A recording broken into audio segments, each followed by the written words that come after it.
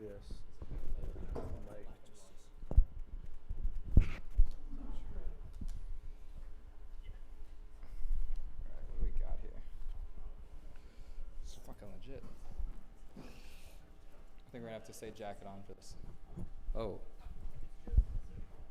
Cut out.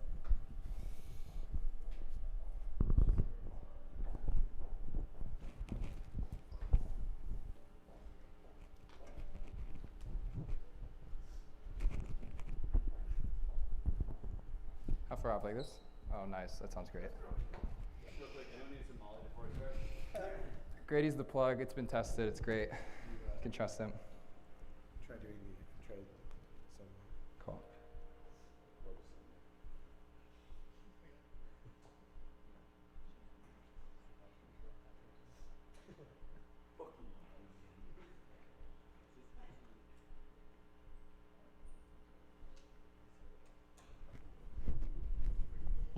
What do you recommend doing here? All right. Is that going to be airplay? Living room. Let's see if this works. Oh, airplay code? Great turtleneck. Thank you. You too. Always respect a fellow turtlenecker. A lot of respect.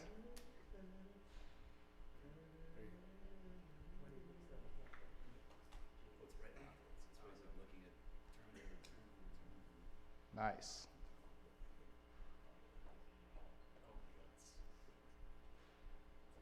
All right.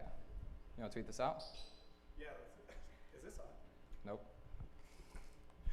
I don't think Cooper needs an introduction, so I think you should just go. Yeah. Cooper Turley, everybody, give him a round of applause. Thank you, thank you, thank you. So good. All right, guys. Tonight we're going to be talking about that. Music NFTs, baby. All you guys in here are awesome musicians. You guys are all excited about it. As you can see here in this fantastic tweet, music NFTs are so obviously next. So today what we're going to do is we're going to talk about the past, present, and future of music NFTs. I'm going to throw a ton at all you guys, and I speak a million miles an hour. So take notes, do what you got to do, but walk out of here learning something new tonight. I'll also say after this, everyone that's here, you guys are all awesome. I know most of you personally, if not all of you. Please meet someone new tonight. It's a really, really great cast, and I think you'll walk out of here with a new friend. All right, let's dive into it. Does anyone know what this is? I do. Give us some context. Cassette tape. It is a cassette tape, correct, 10 points. This is RAC's cassette tape called Boy. This was actually one of the first activations in music NFTs that I was familiar with. So he took a cassette tape, tokenized it, putting on a bonding curve.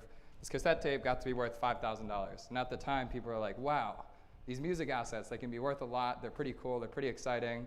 RAC is a pretty prolific music musician. And so when he was going and doing this experiment, I think people started to think a lot about how do I value music? How do I value fandom and community ownership and whatnot? And there was a big push around just trying to recreate and revalue these different assets that we've notoriously priced very, very low. So whereas a cassette tape historically might be $20, with crypto, you make it a token and it's worth $5,000.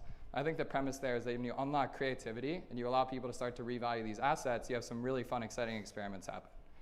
The next one I'll call out here is Audius. This is a music streaming platform. And when they launched their token, they went ahead and gave ownership back to people who had been using the platform. And so if you had been someone on Audius very early on, you were uploading music, you were active on the platform, you got tokens that represented ownership in the platform itself. To me, what this signals is if you are early on to a Web3 project that's at the intersection of crypto and music, there are very high ownership opportunities. I think across the board, there are less than 1,000 musicians in the world using Web3 in a meaningful way. So something as simple as going on Audius, uploading your tracks, doing something as common as uploading a song to SoundCloud, this now netted in a token that allowed you to tap into this new world.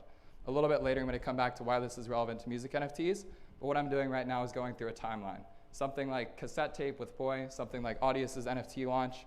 I want you guys to see that this has been a long time coming, and while everyone might be talking about this today, this has been the buildup of many years of hard work and many years of hard work on these platforms being built today.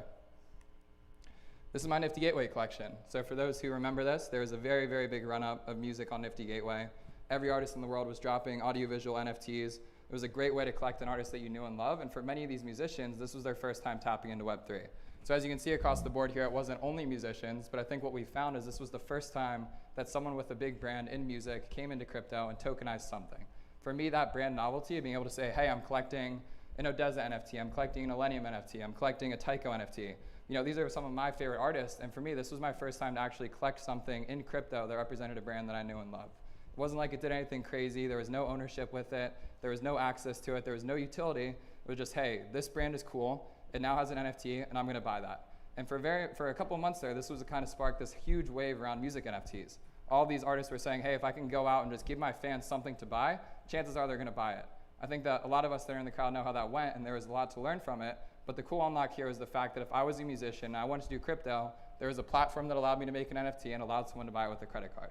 That as a premise is something that's not going to go away for a long time, and so I think it's important to recognize that this was a very, very additive part to the timeline. Stepping forward a little bit, we had Blau's Ultraviolet collection. This to me was the inflection point that really set off the music NFT wave about a year ago. And the reason for this is that you can see the top bid was $3.6 million. And so for someone like Blau, who was a rising musician, he had a background, he wasn't at the top of the game or anything, he was able to go out, build relationships with these collectors, many of which you guys all know today, Whale Shark, 888, and a dozen other below, and raise $12 million through the sale of an album. It wasn't like there was anything crazy associated with it. There was no ownership rights. It was basically saying, hey, I want to build a relationship with Blau as a creator. He's an innovator and a leader in this space. And what this showed to me is if you're a musician and you took the time to get to know and understand what these creators and these collectors wanted, you could raise far more than you ever thought you could on the back of your brand, on the back of your community, solely because you're putting the time and effort into it. If we go back here to this slide, you can see that there's bigger names that we all know and love, Madion, Odessa, the ones that I mentioned, but Blau was able to absolutely dominate them on the sales. And the reason for this was not because he had larger stats than them on Spotify, he didn't have more Instagram followers, it was because he was deeper in the community. He was talking to these collectors every single day, he was building relationships and doing things to put them on the map. And when you start to tap into these deeper relationships with collectors, you notice you're able to do way more cool things. And so speaking of one of those relationships, we have the Disclosure Face NFT. All of us know Disclosure as a really amazing electronic project. When they started going into Web3, they thought, how can I build a relationship with the community? They tokenized their face mask, and they said, whoever owns this has VIP +4 for life. So my friends at Delphi Digital won this NFT. They got +4 for life, but they didn't stop there. They got in a group chat, and they started talking to Disclosure every day. They started making music together, and then they started putting on events. And so at NFT NYC, Delphi threw a party with Disclosure. They flew out and played that party for about 100 people, which is something they would never do in the absence of this relationship. I think the value here is when NFTs are unlocked and given to a collector to build a relationship, you can start to do activations that you never thought of before. In the same way that Blau is out here building relationships with collectors, we're now seeing that collectors are building relationships with artists. They're going out of their way, they're saying, hey, I love your music, I have an asset that represents a part of your brand, and we're gonna collaborate and start to do fun activations to build community. But then it started to tap into ownership. And this is a topic that I think is still very new and one that's very much getting fleshed out. But the thing I want to point out here is this NFT on the screen, the purchase of it guaranteed you the rights to the publishing of the song. People started to experiment with what happens if I give access to my fans, what happens if I give access to my relationship, and now what happens if I get access to my actual ownership rights. And so my friend Trevor, who bought this NFT, got the publishing rights to this song, built a relationship with the creator, went out and started getting sync placements for it. And for this artist himself, 13 ETH is a very big deal. You know, whereas in the past we were talking about millions of dollars of sales, you started to see this tipping point where up and coming artists were getting 5, 10, 20 ETH on the back of these NFT sales. I think to me this was a turning point where you saw that you didn't need to be a giant creator with a huge brand to do well in NFTs. If you had past relationships with people in crypto and you took the time to really nourish those relationships, there were high value ownership opportunities for you. Building on that, we had my friend Verite do an NFT on Zora where she sold direct ownership rights in her song. The auction itself was for master points on the record, and so up to $1 million worth of bids represented 100% ownership in that song's master royalty rights. It got up to about 11 ETH, and so there was about 2.5% given away for that record. But this started to show that there was actual opportunity for you to start experimenting. For someone like Verite, the path wasn't clearly defined. It wasn't like, oh, hey, we know exactly what's going to happen when we get this record in the door. We don't know exactly what's going to happen or who's going to win this or what the relationship's going to be like. But they really put it out there. You know, this was before any of the music NFT platforms that we all know today existed. Zora is completely free and open for anyone to upload to. And what you see here is that these artists are taking power into their hands and saying, hey, if I go out of my way and I tell my fans to come and purchase an asset of mine, I can create entirely new economic schemas around this. She went out and said, if I give a fan an NFT, this is going to represent ownership rights in my next song, and that collector is now one of her biggest fans and one that she's talking to every single day. Not only does he have points in the record itself, he talks to her very actively, he's in her community, and he's doing live shows with her on a recurring basis. This is when access started to get really, really interesting. So in the same way that we had really big creators offering master rights, or we had really big creators releasing on Nifty Gateway, we started tapping into more meaningful relationships on a one-on-one basis. So these assets that you see here are all NFTs that I own, and they all represent VIP access for life to any of these shows. And so for all of these creators that you see here, one of which is in the crowd with us tonight, you're able to build a relationship and start going to events meaningfully. When I have an NFT like this, I'm able to come and directly talk to that creator that I like a lot and be able to go to shows and get to experience the music that I know and love. And even though it has that benefit of having VIP for life, it's more about that connection with the creator. It's the fact that I can ping them on Discord or send them a Telegram message or text them. And for someone like me that's been a lover and a fan of music for a long time, that has an extreme amount of value to it. So when people are saying, why the hell is anyone buying these NFTs for thousands of dollars? That is the exact reason why. I think for a lot of fans out there, they would absolutely kill to have a relationship with a creator, but there's never really been a way for that to happen before. And so all of these assets to me are almost throughput vehicles where you're collecting an asset that's meaningful to you, many of these which represent iconic works in their career, and you're getting to talk directly to that creator. As you build that relationship, you have the opportunity to collect with them, work on projects together, go to shows. And I think that this is the pinnacle that switches the ownership model from I'm just a collector and a consumer of content to I'm actually a contributor and owner in this conversation. As they roll out creative projects, they want my feedback. As I start to add value from my professional skill set, I can work on projects together and do fun experiments that allow us to take that relationship to the next level. Water and Music is an awesome music research community. This is one that's been operating for about the past 4 years and is now looking into Web3. And so for all the artists and musicians in the room here, they recently put out an amazing music ecosystem utility report talking about all of the different projects you see on this map right now. Tonight in this presentation, I'm going to go through about 5 of them that I think are worth touching on. But what I want to show you here is the stuff I'm covering is not the entire picture.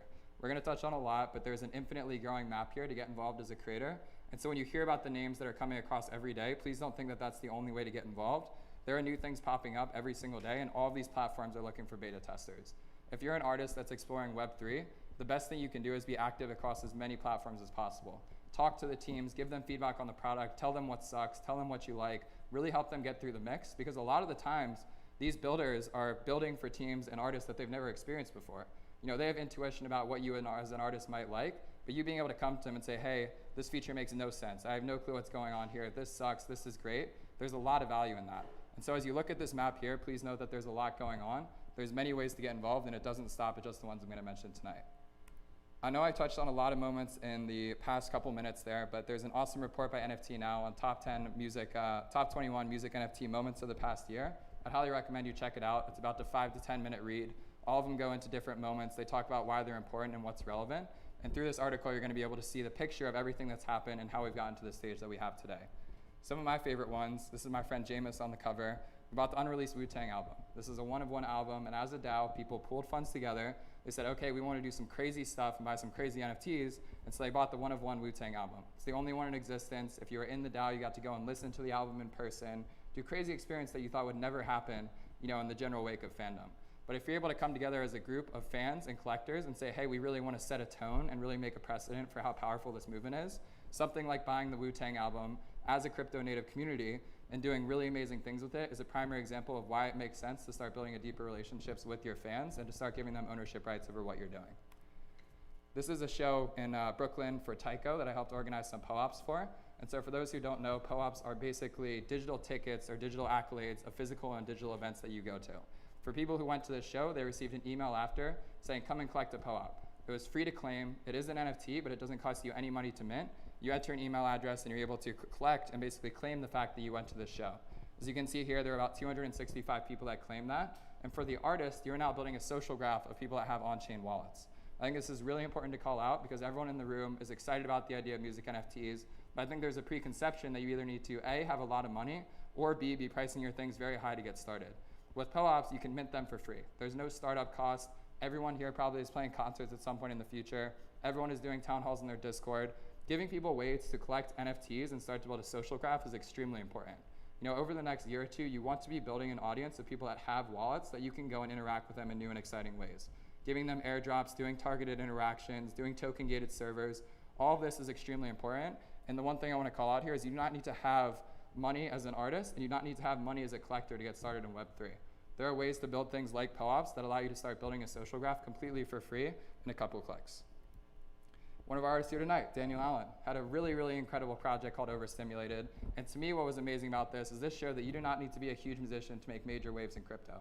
went out of his way and raised 50 ETH for 50% of his EP, which is coming out in a month, I might say. Very exciting stuff. And I think for the fans and the artists in the room here, you don't need to have a huge following to go and make waves and to kind of challenge the traditional label model. There are ways to activate people around you to come and crowdfund and resource your project in ways that we haven't really seen before. For me, this was a really novel experiment because we hadn't really seen something like this done before. Mira, for those who don't know, is a crowdfunding platform that allows you to raise for creative ideas. But for someone like Daniel, this was the first time you went out and said, hey, I'm doing this through a music lens. I want people to be co-owners in this project, and I want to build a community around my project and use this platform and crypto as a way to do so. So you can see, you don't really need to have a huge following to make major waves here. This is my friend Daniel, featured in Time magazine. It was a really beautiful moment to me. I think that the reason I want to highlight this is because what I'm seeing now in music NFTs is a really big empowerment of independent artists. Whereas earlier on in my presentation, I was talking about huge names that had been playing huge festivals and have huge followings. What we're seeing now is that independent musicians who are going out of their ways to integrate Web3 are doing really, really amazing things. When you have a sale of 1 ETH as an independent artist, that means a shit ton to you. It's not about trying to sell millions of dollars of NFTs across the board. You making meaningful connections one-on-one with people who want to come support your work is a really, really big deal. And I think a story like this goes to show that you don't need to be proven or have a track record or history to do this. You can go out of your way, have a cool idea, get the right 10 people around you, and go and make a really big difference. Record label DAOs. We have another amazing creator in the room named Grady tonight. Grady has a record label called Good Karma Records. There was a showcase last week that was absolutely fantastic, and this all happened because of Web3. People are going out of their way to do crowdfunds on platforms like Mirror. They're organizing creators and artists into the same room, and they're mashing it all together. In the same way that we have artist projects being crowdfunded as a community, we now see record labels doing the same thing. We're in the very early stages of this, but what I want to highlight is that it's across the board. It's not only artists selling NFTs, it's collectors collecting high-value work, it's record labels challenging this model, it's management companies and agencies. Every facet of this has some sort of tie into Web3, and what we're seeing now is a very big bottom-up movement where if you have 20 friends that are all passionate about music and cool and creative ideas, there are now platforms and tools out there for you to do some really, really amazing work. This is Catalog. For those who aren't aware, this is the kind of big movement that's happening in music NFTs today. So all of these records on the left here represent one-of-one works. They're all allowing you to go out, tokenize your records, come and sell it to a fan.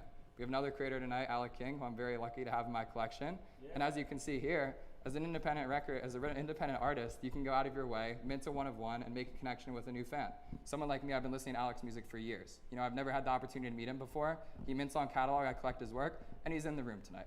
That's the kind of connection that you love to see, and I think for someone like me that's been so passionate about music for a long time, this is the exact thing that we're unlocking. It's not about the fact that artists are guapping out on music. It's not about the fact they're guapping out on crypto. It's about building relationships and trying to make them happen in real life.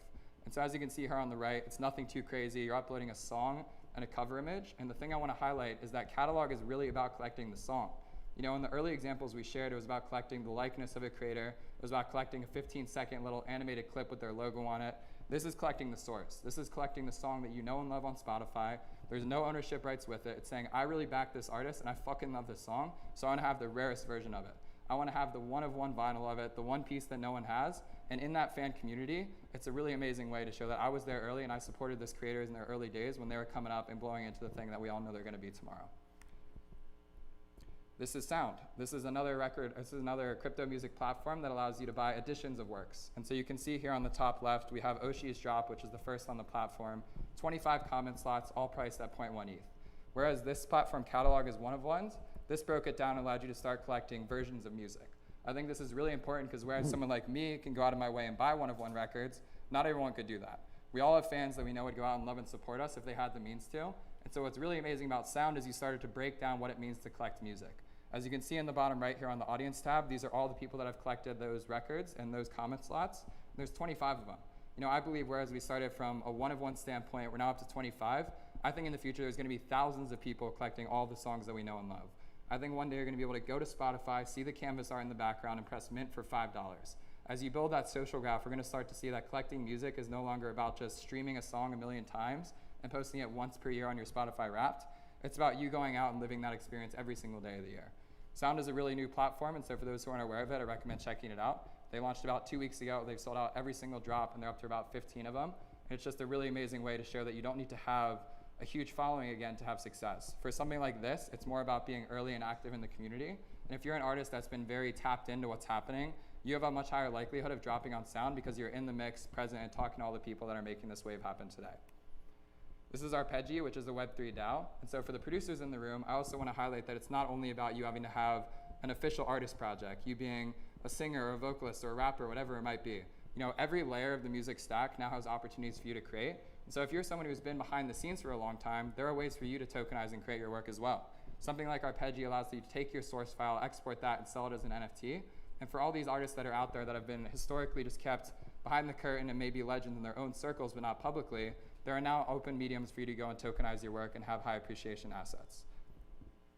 Royal is another platform coming out very soon that I think is very exciting. This is one that allows you to invest directly in the royalties of an artist's work. So if I release a song and I want my fans to have ownership in it, you'll now be able to collect an NFT that represents 1% ownership in that song. As there are royalty rights distributed amongst the collectors over the course of many years, not only are you collecting an NFT that represents the likeness of a song, it also has direct ownership rights associated with it. Last but not least, we have Glass Protocol. This is a way to tokenize music videos.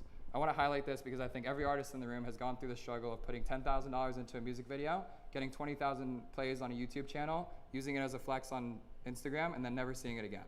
For something like Glass Protocol, if there's one person that really resonates with that iconic work that you've done, there is now a way to tokenize that and capture value. I think for a lot of artists in the room, music videos are a very, very important part of their career, but for many fans, there's not that same level of appreciation that's given to it. So allowing people to have that really deep, intimate experience and collecting this either as a one-of-one or as an addition, I think it shows again that it's every layer of the stack. It's the production level, it's the release itself, it's the publishing, the masters, and now the music video. And I think that this entire process is only gonna get bigger and bigger over the next few years. So for starting today, this is what's on the table. I went through a lot of different projects that are here today, but what I wanna highlight is that this is just a fraction of what's happening. What you can see on the screen here is a bunch of platforms that are relevant in the music NFT movement today. What you can see in the middle there is artists and collectors that are super active in the space, and what you can see on the right there is an NFT starter pack. I want to say that for many artists in the room today, I know that we're all familiar with this, but it's very exciting to see it happening. When I looked at the music NFT landscape 4 months ago, we were pulling at straws to make something work. In the last month or two, we've seen a significant inflection point change where artists around the world are waking up to what's happening, and it's artists that need it the most. It's not the artists that have already gone out of their way and made millions of dollars. It's independent artists that are tapping into a new technological medium, and I'm very thankful to have the opportunity to build with all of you guys. So if you're looking to get started today, here's what I recommend. There's a fantastic community called Song Camp, 1 p.m. PST every Monday. They have a heartbeat call. This is where 70 of the most active musicians, artists, and producers in the world are coming together and talking about what's happening. By taking 30 minutes to an hour to sit on that call, hear the context of what's happening, and making connections with the people in the room, I think you're gonna be able to build a much deeper network for yourself. And as I mentioned earlier, that network is gonna directly contribute to your success in Web3. As I mentioned with Audius, there's actually a way to connect your NFTs directly to your Audius profile. So whereas you can go on Audius and upload songs, you now have the ability to connect your MetaMask wallet and show all your NFTs in that collection.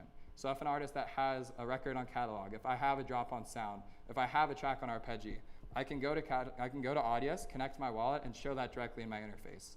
The point of that is just to show that you're present and active in the space.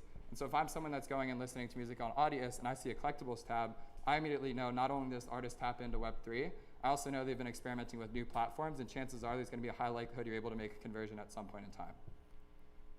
FWB Local is a great way to get involved for all of you in the room tonight. This is a culture crypto community here in Los Angeles, and by getting the local tier, you're able to come to all the digital and physical events. So this is where you can go and meet people inspired at the intersection of culture and crypto, many people passionate about music, many artists and builders, and for some way to get involved and to start tapping in deeper, I think the goal here is just to tap into as many of these communities as possible. As you start to build deeper relationships, all of these on-ramps are gonna open up for you. And what you're gonna notice is it's not about how much you invest monetarily in the space, it's about how much time you invest. And by joining these communities, you're very high value in those actions that you're taking. Foundation's an awesome NFT platform today. This is a platform that has historically been for visual art, but there's gonna be music on-ramps in this platform very, very soon. What I love about Foundation is if you know a creator who's on there, every creator on Foundation gets 3 invites. And so if you go and look at all the different creators on Foundation, there's a very easy way for you to get onboarded so that when music becomes more front and center for this NFT platform, which is coming very soon, you're gonna be right there ready to rock and roll. For many of the artists in the room, we know that there's artist forms and submissions and backlog and waiting times. I think it's very powerful to find a friend that has invite opportunity, be able to go on and start to craft your own destiny. Something like Foundation's a great starting point. I'd highly recommend trying to tap in. Last but not least, follow me on Twitter. That's where you're gonna find all the best gems. Yeah. Thank you all for coming out tonight. I hope you learned a thing or two, and I look forward to answering any questions you might have. Yeah, cool.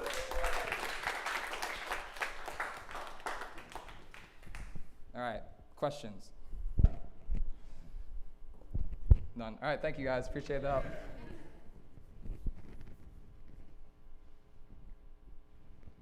Go ahead.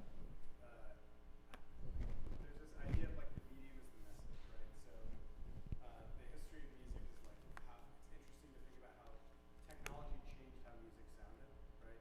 Songs are 3 minutes long because that's all that could fit on a single way back in the day. How do NFTs change the way that music sounds? I put out a tweet today. Songs hit different when you own them as music NFTs. I think for anyone that's bought an NFT, you know that you have such an intimate relationship with that. And what you start to notice, it's not about the hook or just that one clip that goes viral on TikTok. It's about enjoying that entire experience.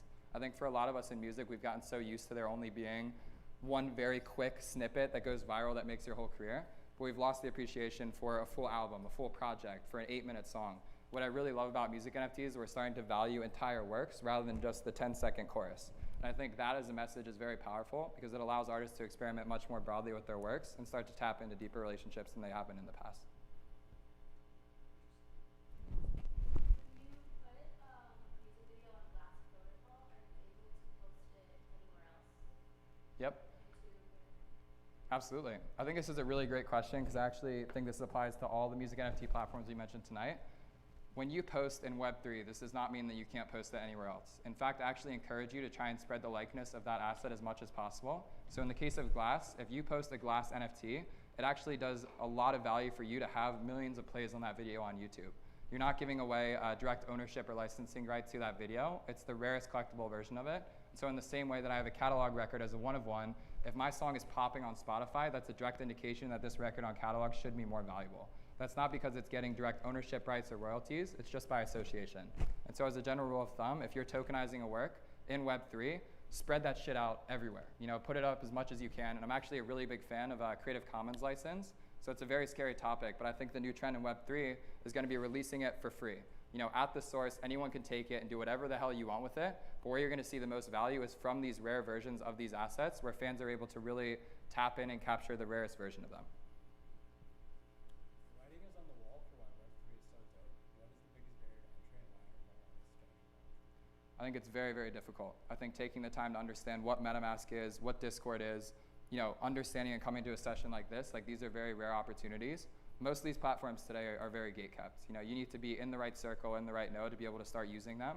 And as we see more and more musicians get into the mix, it's gonna become a lot rarer for these records to sell. You know, whereas we're at a point right now where if you know the right person, you get on catalog and you mint to work, there's a high likelihood you're gonna sell. If we zoom out over a 3-month time horizon, that likelihood's gonna get lower and lower. And so to your question about why more artists aren't getting involved, one, I think people don't know what the hell's going on. I think it's a very daunting subject. I think people are very afraid of the fact that they think that they're selling their master rights. There's a lack of education around patronage and fandom. And so I think that, you know, as a collective here and for the people in the room, the best thing that we can do is help people understand you're not giving up your masters, you're not getting shafted, you're not kind of going through this new medium. It's very scary to get started, but if you invest 10 hours or 20 hours into this space, there's a high likelihood you're gonna be able to do as much in that 1 month as you were able to in 3 years in the past with the traditional music industry. Kind of jumping off there, what can artists do then to make that process easier for their fans? I think it's reducing the barriers to entry. You know, I mentioned POAP in my presentation. Right now, I don't think that people should have to buy an asset to be able to tap into your Web3 career. I think that you should find ways to onboard fans if they have no money to give. You know, I'm very excited about this idea of collecting $5 or $10 or $20 NFTs, but the reality is that's just not really possible technologically right now. And for the platforms that it is possible on, there's an extremely high barrier to entry. It's like, hey, download a Solana wallet and pay me in this like different crypto. Like that as an on-ramp just makes no sense. And so in the short term, find ways to give people things for free, find ways to target them through email, so something that allows them to come in a very friendly manner, and put them in a social environment where they can learn. So if you give someone an NFT, don't just leave them hanging in the dust where they have a cool asset in their wallet. Give them a token-gated channel. Give them a way to tap in with the other 50 people that jump through those hoops, because I think as you start to build the strength of those individual relationships, there's a higher likelihood that's going to turn into something meaningful. What's your opinion on mass market NFTs and like the ETH NFTs, for example?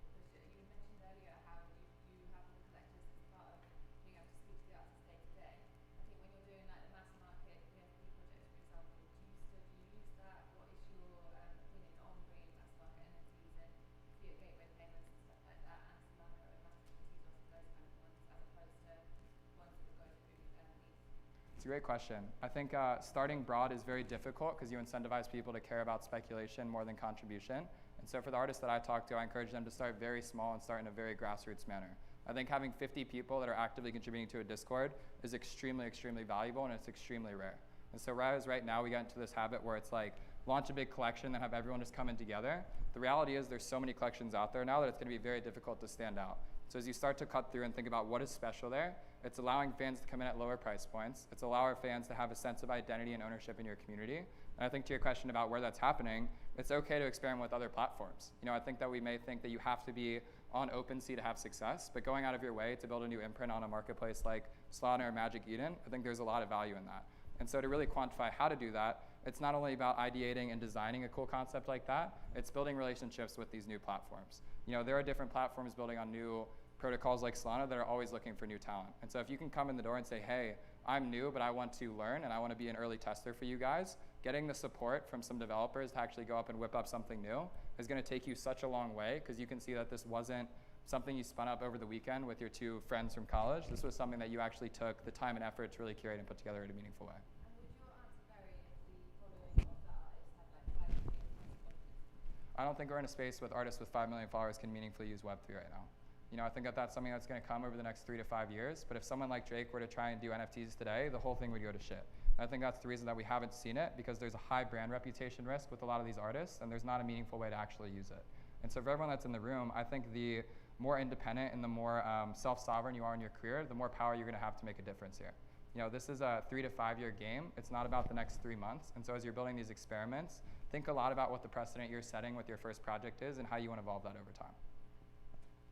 Do you see a future in operating DAOs around singular acts or artists rather than operating such as like a label? Yeah, I think that every act or artist will probably have their own tokenized component at some point in the future. I think the world where you can have a market cap for an artist brand is extremely exciting to me. When I find an artist very early on a platform like Spotify and they have 1,000 monthly listeners, I would absolutely love to be able to throw $100 into that. I think that Web3 is the medium that allows us to do that. And while we haven't found the exact solution and mechanics on how to do that right, that primitive is extremely exciting to me. And so for artists that are in the room, I think thinking ahead to my artist project is now my startup and my company, and how do I give that company ownership to my fans? That's what DAOs are allow you to do. And so it's very early right now. People have to jump through hoops to be able to buy an NFT or buy a token or do governance voting.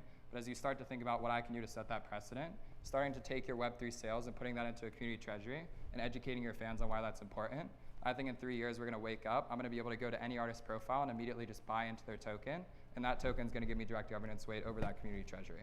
So it'll all click together, but for right now, I think the best thing you can do is inspire people about that vision, make it very clear to them that this is not where we're at today, but for those very few fans who do want to go through the hoop, create ownership opportunities so that they can step into positions of power. How do you see labels, if at all, kind of integrating into like Web3?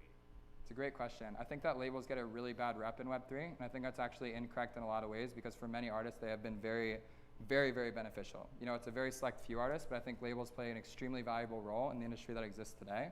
And so in that same way that they're able to help take you from being someone that's buzzing to being at the top of the charts, that same thing is going to happen in Web3. Right now, labels are being very cautious and negligent to what's happening. It's a new world. There's a lot of question marks, and there's a lot of brand risk with it. But in the same way that a label owns ownership in an artist project today, they are going to be partial owners alongside the fans. You know, right now we see a system where it's you're signed to a label or you're not. It's a 0-to-1 relationship. I think with Web3, it's going to be a label is owning a piece of the pie alongside your fans, alongside the artists. And in that scenario, I think a label is no different from the services it provides today. You know, it's gas on the fire, it's strong relationships with these platforms, and the label's value add is going to be being able to get you in places that you were never able to get to before. Cool. Any last questions? All right, thank you guys so much for coming. Like I said, everyone please meet someone here in the room. You guys are all wonderful people, and I look forward to talking after. Yeah, cool.